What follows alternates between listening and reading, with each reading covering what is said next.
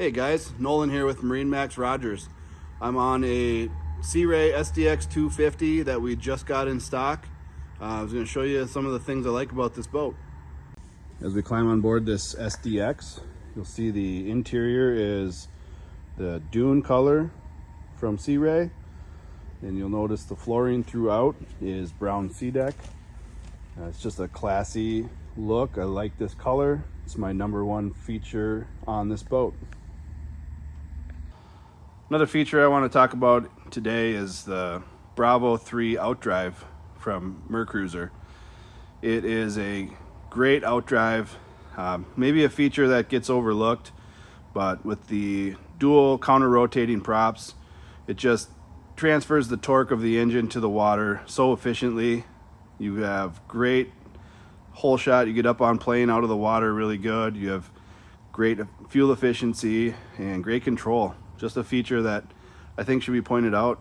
This boat has multiple locations to charge electronics. You've got mag chargers, you've got USB plugs here at the console. You also have USB plug here, another mag charger right behind that driver's seat. On the port side, again, you have a mag charger in here, you have plug-in up here. There's multiple places to store and charge electronics. Got USB plug inside here. Great place for everyone to keep their electronics safe inside the boat and also charged up.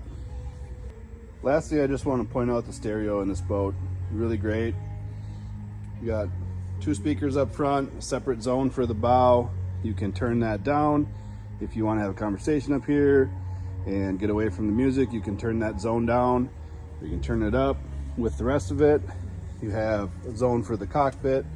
You got speaker under the console, port side console. You also have 2 speakers back here and multiple ways to control the stereo. You've got transom remote over here, you got the head unit here, and you also can control audio from the Simrad.